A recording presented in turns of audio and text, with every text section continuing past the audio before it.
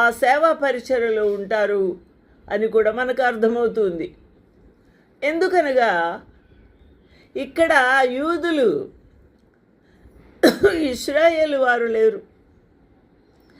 అక్కడ యూదులు కానీ పూజ చేసేవారు కానీ పరిశుద్ధ స్థలములో నిలబడేవారు కానీ ఆవరణములో వేచి ఉండే భక్తులు యూదులు కానీ లేరు. ఎందుకు లేరు అనే ప్రశ్నే మనకు. ఎందుకనగా ప్రభు ఇక్కడ మరొక లైన్లో ఇంకొక రహస్యము చెప్తున్నారు. 42 నెలలు అనగా 3.5 సంవత్సరములు పరిశుద్ధ పట్టణమును కాలితో త్రొక్కుదురు. ఎవరు? అన్యులు. పరిశుద్ధ స్థలములో తొక్కుతూ అతి పరిశుద్ధ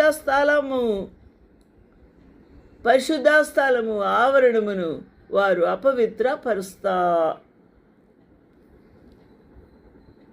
అపవిత్రపరచబోతూ ఉన్నారు.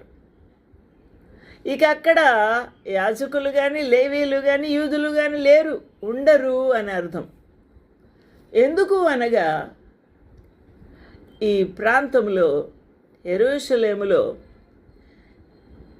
ఈ దేవుని యొక్క ఆలయములో పూజా సేవా పరిచర్యలు ప్రభుకు చేయుటకు, ధర్మశాస్త్ర విధిని నిర్వహించుటకు యూదులు కానీ భక్తులు కానీ యాజకులు కానీ ఉండబోరు.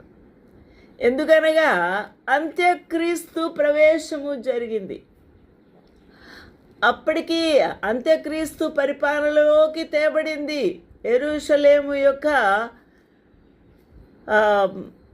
ఆ పట్టణము, ఆ దేవాలయము, ఆ యొక్క ఆభరణాలు అన్నీ కూడా, సర్వలోకము కూడా ఈ యొక్క అంత్యక్రీస్తు అధికారములో ఉండబోతూ ఉంది.